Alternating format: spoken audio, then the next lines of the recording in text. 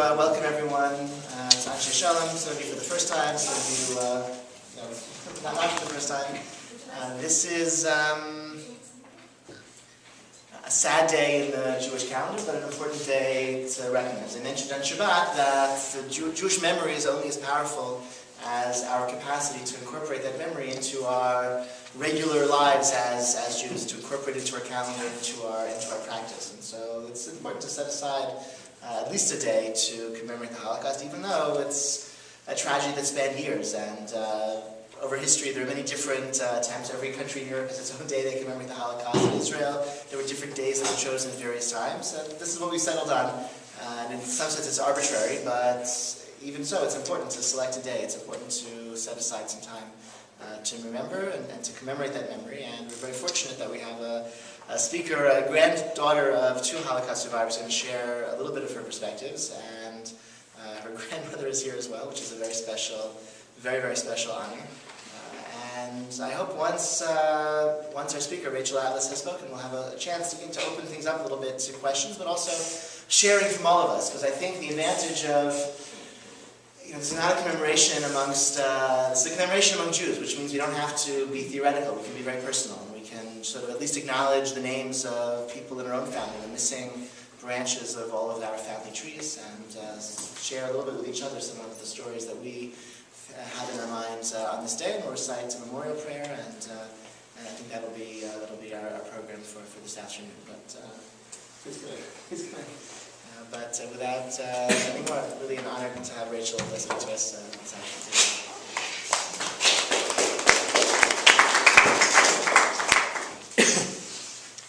Good evening. I would like to start with talking about my dad, my Bubby's son. He passed away about 2 weeks ago, and it's been a really hard 2 weeks, but the biggest reason it's been so difficult is because he was the most amazing man on this planet. He was the most loving and the most optimistic person you could ever meet in your life. There was hundreds of people that have been in our house ever since, and nearly 500 people at his funeral. He was really an amazing man. But the reason that we are who we are is because of our parents, I think primarily, and your loved ones around you. And my Bubby and my Zadie, even through everything that they had been through, were so strong. And they came here, my Bubby was about 20 when she got here, a little older, and my Zadie was a little bit closer to 30, and they somehow, from nothing, built these amazing lives. And my dad was a dentist, and his brother is a doctor. And it's something that you almost can't imagine, how somebody could come from nothing and then raise this perfect family. The first time I heard my Bubby talk about the Holocaust, I was in a fight with my sister Brooke.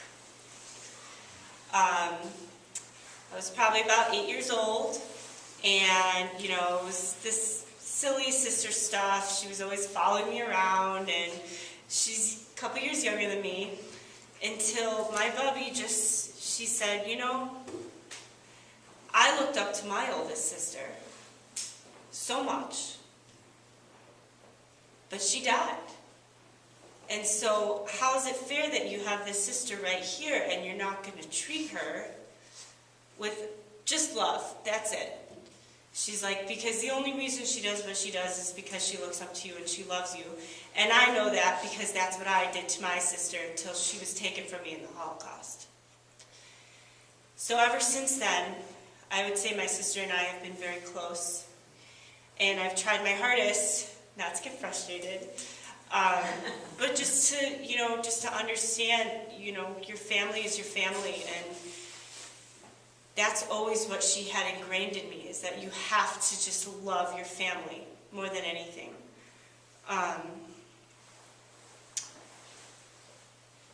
When in about 1938, she heard, that there was talk of the war, And by 1939, the Germans had walked in and created a ghetto. She was in the Lodz ghetto with her family. And her sister was elsewhere in Poland. She was in the Warsaw ghetto. And they thought that it may have actually been safer for her to stay in the Warsaw ghetto. They were forced out of their homes. They could only take what they could carry on their back. What was considered nice was 11 people staying in 2 bedrooms in the ghetto, and that was considered luxury. And they only got that because they knew somebody. There was right away a lack of food, no heating at all. They were forced to work, and she was explaining to me how she was making straw boots when she was in the ghetto. But the epidemic just really started to get to everybody, because very quickly people were literally dying from starvation, and typhus and tuberculosis, the disease just spread and spread. Her mother got tuberculosis in the ghetto, and she had typhus, my bubby. They tried to take care of one another, but her mother didn't make it and died in her care, in her arms, in the ghetto. They were in the ghetto for about 4 years, complete torture. What you almost can't imagine that things could get worse, until they were sent to Auschwitz. They were stuffed into empty wagons, thousands of people. Any survivor that was in the Lodz ghetto. And you couldn't even move, you couldn't go to the bathroom, there was no food, no water. Right when they got there, her father, her grandmother, her aunt, and her baby cousin were sent one way. And that way was to the gas chambers the second they got to Auschwitz, after surviving 4 years in the ghetto. Then my bubby, Pauline and her friend Lil, and her brother were sent to the camp in Auschwitz. Right away she was also split up from her brother because the girls and the boys were separated. Once they had seen all the smoke, the guards had told her that that was her family now. That was her first day. When they arrived, they were shaved, all their clothes were taken. My bubby had gotten a little skirt and a pajama shirt. They had no undergarments, no socks, no anything. And it was very cold, but, you know, God forbid they gave her a pair of pants.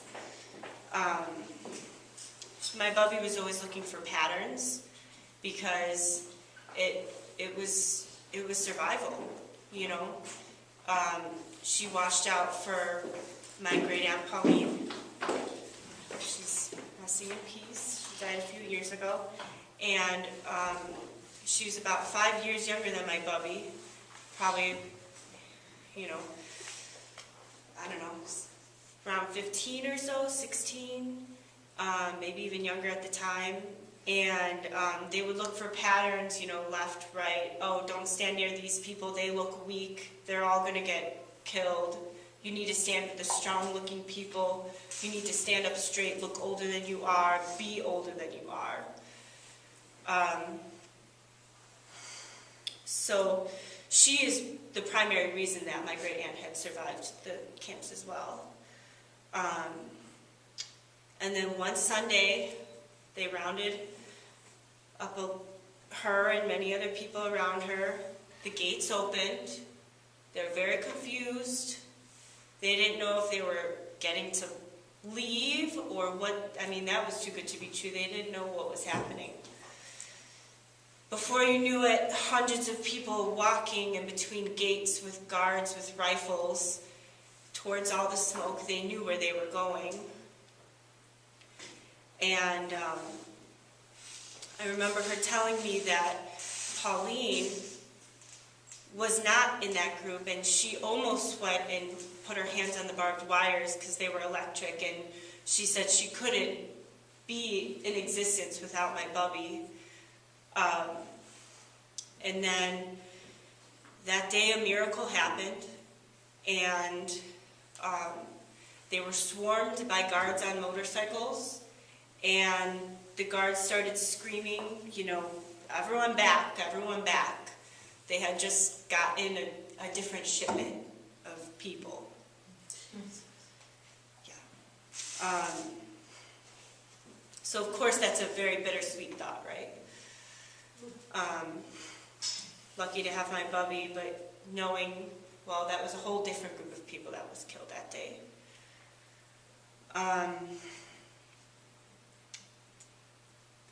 When they returned, you know, there were about 10 people per bed, and the beds were just wooden slabs.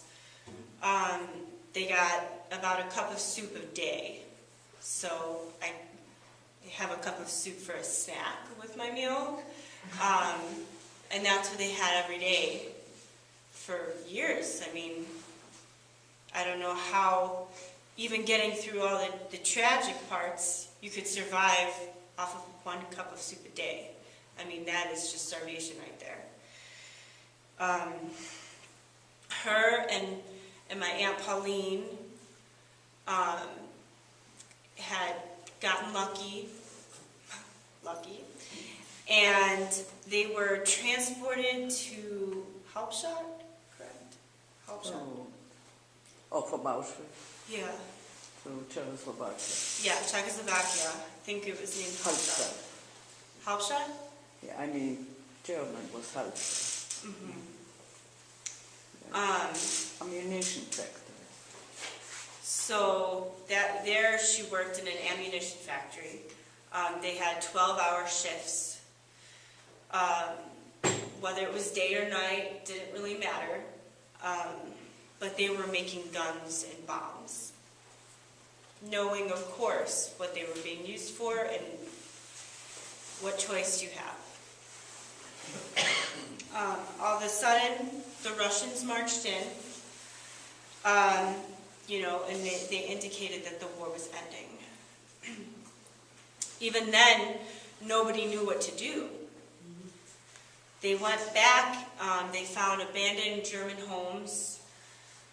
They took what they needed, whether it was food, some change of clothes, whatever they could carry. And it was at that time, my bubby, my Aunt Pauline, and their friend Lil. And they somehow got back to lunch in Poland. At that point, she was about 20 years old. And then I think back when we asked how old she was at that point, that I was at U of I was a double major in music education and pre-medicine. And she had just gotten out of the concentration camps. She had nothing. She had no education. You know, at the age of 20, I wasn't graduated yet. There was no way I'd be able to support myself without my parents. Well, her parents were taken from her in the Holocaust. And most of her family and most of her friends. How did she survive? I don't understand. And then there was me, who had 2 wonderful opportunities, whichever way I picked, because of my supportive parents, my mother and my father that just passed away.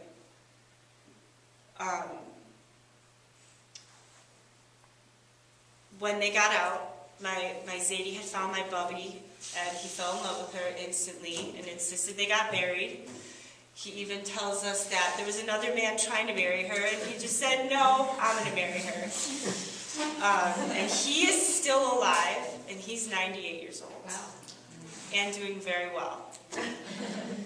He's really amazing. My great-uncle Eddie, my bubby's brother, he married Pauline, And the four of them moved to America together, and Lil, you know, and her husband had moved here, and all of the families, of course, were pretty much family now from what they had gone through.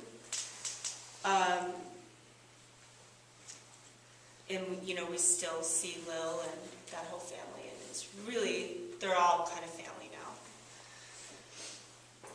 And then they started their lives here. And they had my Uncle Barry, who's Barry Atlas. He became a doctor. They grew up in Evanston. And my father, who became a dentist. Even though every single night she would have to sleep with the lights on because she would have nightmares that they were going to come and take them again and take her family. Because I'll never forget when my bubby spoke for my Hebrew school.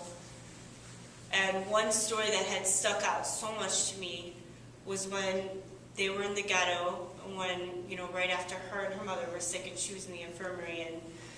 And one day when the Germans marched in, all the babies were thrown out the window. Just thrown as if they were things, you know. And so how do you witness that and then have children of your own and go to sleep at night? You know, she was always in fear, even after everything, in fear that one day it could all be taken from her, just like it had been to many families at that time.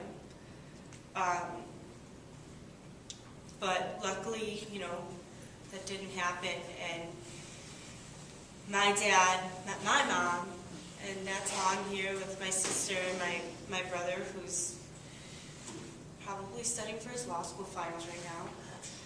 And none of that would have been possible without my bubby and without my Zadie. And their bravery through everything, and their will to survive.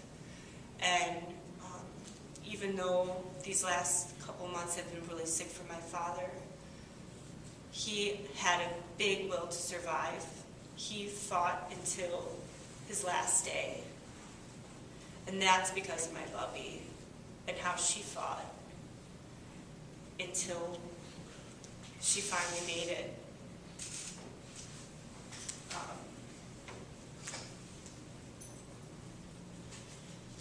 I don't know how somebody could go through what my grandparents have gone through and then raise such a perfect dad. You know, of course I'm thinking a little bit selfishly. I'm like, my dad is the best. How? You know, how do you do that? How do you come from something so crazy and make something so amazing? But it was because of how much she loved him, showed how much he loved us, and what he did for us, and my mom, you know, and my grandparents, how we're so all very close. So just to kind of wrap things up, you know, all that my father would say in this situation was, you gotta love your family and your friends, because they're the ones that shape you as a person. And yeah,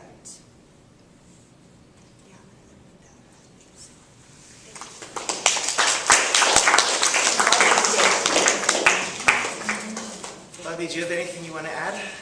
Big fan. Do you want to add anything? Do you want to say anything? Do you want to add anything? No, just not today. Okay. I did Next year. I did in the past some speaking for Sure. high schools, organizations. But Thank you. I can't today. Okay. Some other time we'll hear from you, and in the meantime, you should be very proud of a lot of nakas from your granddaughter and from your family. And I don't know, she took it down in 5 minutes, and I didn't even say that. I don't even know what to pick. I mean, we're talking about 6 years. Sure. And she sat down in, about 5-10 minutes. Thank you first. Any follow-up questions for Rachel before we open things a little more? I'll ask Yeah. Yeah. Come. For those who don't know, Dr. Klev is a member of our shul for many years and is himself a Holocaust survivor and a real, in many, many ways, a treasure in our community. I was in Birkenau, Auschwitz, when the transports from Lodz came in. I was in Birkenau too. It was Auschwitz. Okay. When I first met the Polish Jews from Lodz, I had difficulty with them. I'm a Litvak, and my Yiddish is totally different from theirs. And I had a heck of a time understanding them.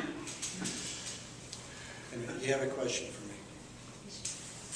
I think we all know your story very well, but it's the intimate details that you have talked about, like the death marches, and I mean, how did you survive those in that cold and the bitterness of the movement in the carriages without any water, without any food? How did you survive on a day-to-day basis?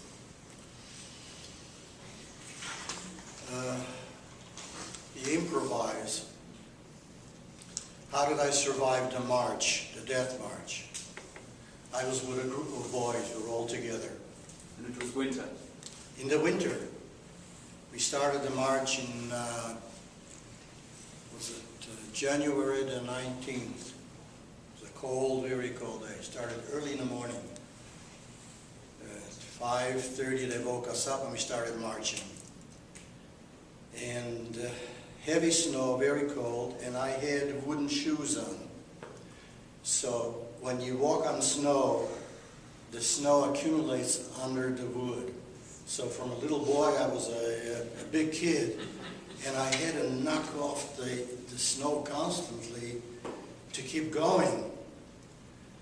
And I was with several of my friends, and we joined arms. We just walked together. Walked a full day, a full night, another full day. No food, just kept walking. And one of the nights, there was an air raid. The sky lit up,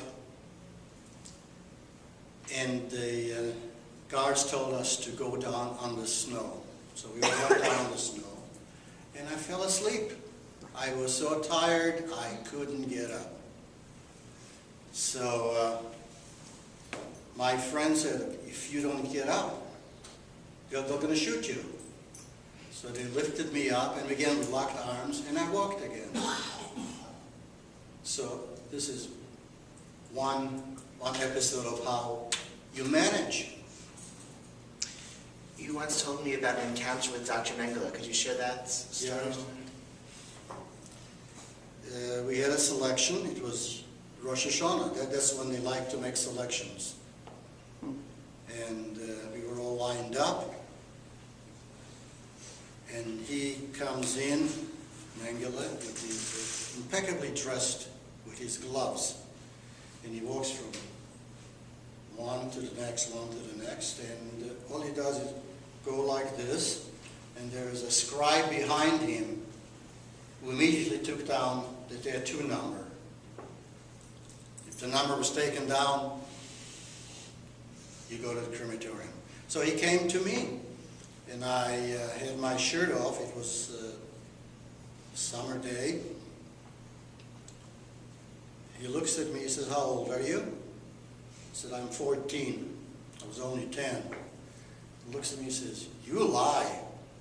And he slaps me over the face with his glove. He said, how come you're so dark? I was known as the gypsy by everybody. They called me the Tzigana. Tzigana, yeah.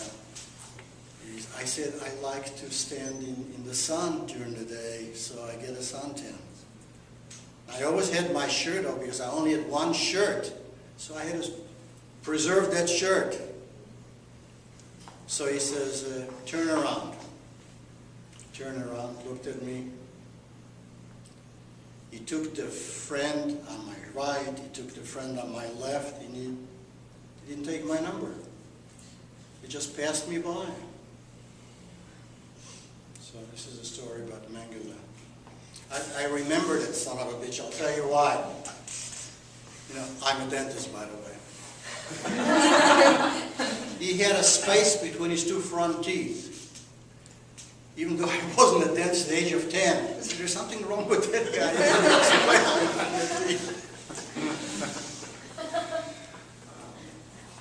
Maybe one last question. In terms of the theme that Rachel spoke about of transmitting the legacy to the next generation, say something about your children and what this story means to them. Well, I have a son and a daughter, and my son, listening to all my stories, always said, I'm not staying in Galut, I'm going to Israel. This is a place, if we have to fight, I'll fight in Israel. So he lives in Jerusalem, and he just gave me the 4th grandchild. And he says, this is why you survived, so I could go to Israel and give you Jewish grandchildren. And my daughter, also very Jewish, lives in New York. I have a question actually for Rachel. First of all, thank you very much. Really, I can't imagine speaking so soon after your loss, but I really appreciate it. I'm wondering, your Bubby had your aunt and a friend who were together, and all the stories that we hear about the survival, if you have someone, your chances of surviving are increased if you're not single, if you're not alone without any. You spoke of your uncle, and I was wondering if he had any kind of cohort of friends or relatives, or was he? Let me ask my Bubby, I'm not sure. Bubby? Did Uncle Eddie have good friends while he was in Auschwitz? In Auschwitz. Did he have, Eddie, did he have a group like you had? I never talked about it with him because men were separated immediately from women, right? When Mengele was staying there. Yeah. So I never knew what happened to the men. All of them really went to the gas chambers, except my brother, and he was 2 years, he must have been 16. And he did survive. But I didn't know that he survived till maybe after the war. It took a long time because he was in a different country, I was in a different country, till we got together. So I only survived with one little cousin and my brother, and the rest of the family. My Bobby, my cousins, my aunts, my uncle, everything went to the gas chamber. How did they hook up? How did you find your brother? Huh? How did you find your brother? How I found my brother. Finally, he found out through some organization that I registered wherever I was, so they could. And he came to see me in Poland already after the war. When I went back to Poland, it's the only place I knew that I may find somebody, because he's the only one I found. When I was liberated, I wanted to go back to Lithuania to see where I can find my family. So I ran into a Russian colonel, and I looked at him, he looked Jewish to me. So I asked him in Russian, are you Jewish? He says, yes. I said, that's Yiddish, you speak Yiddish? He says, yes. He says to me, where are you from? I said, I'm from Lithuania, so I'm going to go back to Lithuania and look for my family. His answer to me was, don't go back there. They don't like us there either.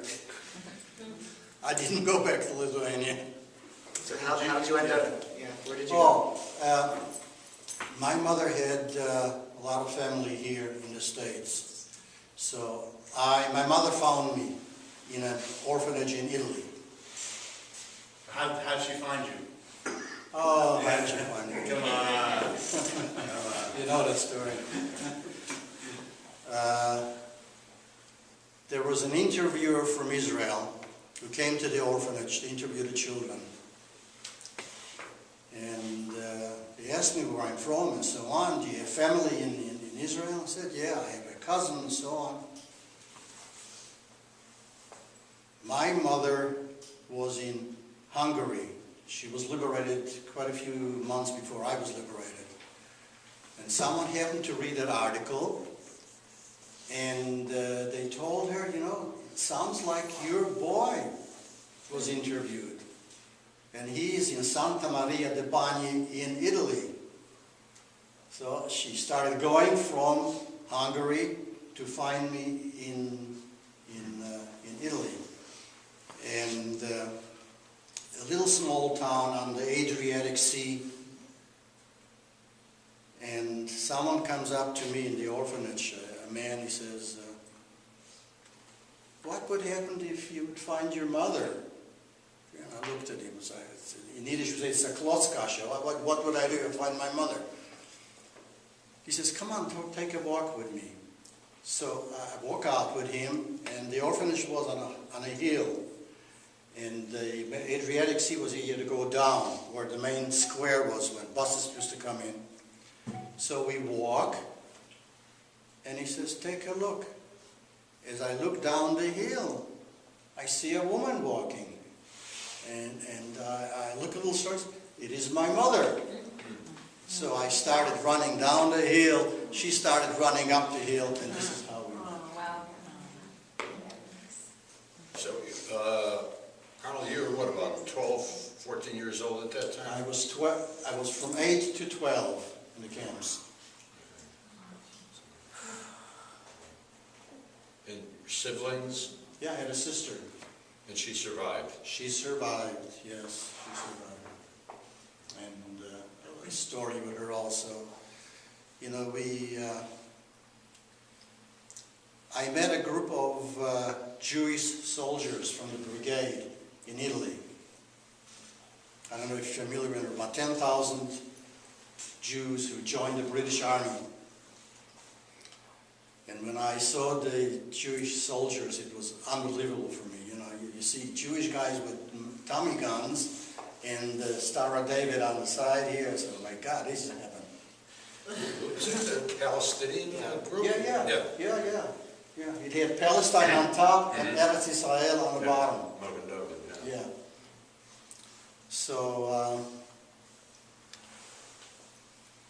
my sister was liberated with my mom, and she met one of those soldiers and they fell in love. So when he was liberated from the army, 1946, in Italy, he went back to Israel, and she went right with him to Israel, but tragically she had an accident in Israel and died. Your sister? Mm-hmm. When? What year is that? She died in 1959. Oh, Left 2 daughters. You told me about an address in Evanston. Yeah. One last story. Give me the last story, okay.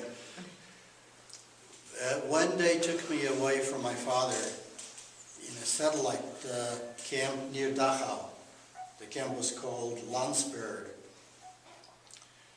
and they took all the young boys together. There were 131 of us, and they allowed the fathers to come and say goodbye to the boys.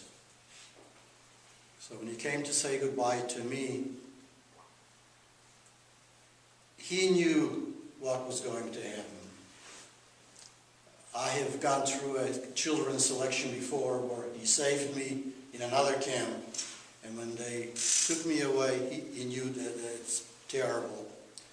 And his last words to me were, when we survive, we have a large family in the United States. Remember this address. This is where we're all going to meet. 1819 Wesley Avenue in Evanston. And this stayed with me through the entire time of the camps. 1819 Wesley Avenue. West where? In Evanston. 1819 Wesley Avenue in Evanston. This is where we're going to meet. So who lived there? A family of my mother, sister. So did you go there with your mother? No. My aunt had already sold the place to somebody else. And They were like, too bad. Yeah. So, but your mother was in contact with her in Chicago, and so that's how you... Yeah, in Italy, we sent a letter to them, and the people who lived there were able to follow that letter to Forward it. To forward it, That's yes, how they right, did it. so that's how we got in contact with them. There were black soldiers, Afro-American soldiers, who I got very friendly with. And I didn't know how to read or write. So I told one of the soldiers if he could write a letter for me to 1819 Wesley Avenue. But you were able to speak English with him? No, I couldn't speak English. No, he spoke a little bit of German, and I talked to him German and Yiddish. So yeah. he understood it. I told him that a Meise, Bobenmeise, you know what a Bobenmeise is? I'm very dark-skinned, always was. And I figured if I tell him I'm part Negro, I'll be in. Like. So at that time, the United States had good relations with the Russians. So I figured I'd combine the two. I said my father was Russian and my mother was black. And I wouldn't wash my hair, so it'd be very kinky. And there was a place where German officers used to stay, and this is where the soldiers took over the place, and they had a big piano. So one of the black soldiers would sit there and play the piano, and I move out on the floor, and I move with very good rhythm. Oh, I convinced them I was one of them. Okay, thank you. Thank you very much.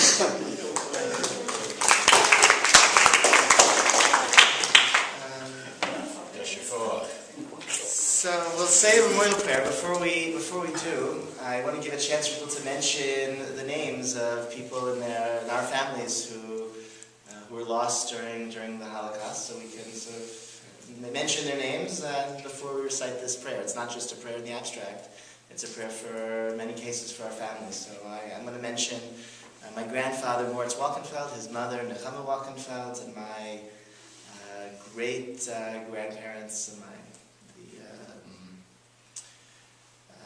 Grunholt's great-grandparents, so mention their children.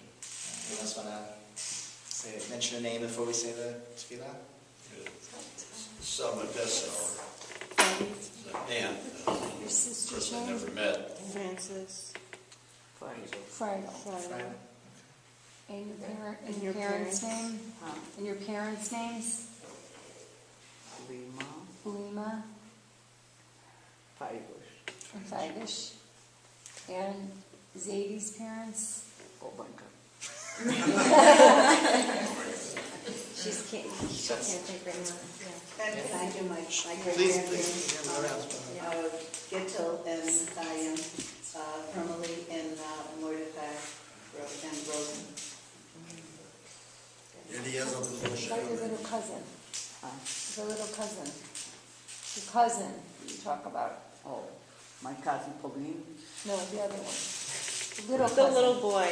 The little boy that you The loved. little boy. Your little. Ijo. I don't know what was his Jewish name. We called him Ijo. He was 6 years old. 6 years old. She was talked to her when he was. Yeah, he was with me. I was holding him. Anyone else? Any other? His mention parents. some. My great-grandfather Eliezer Shulitz and many of his kids. And so,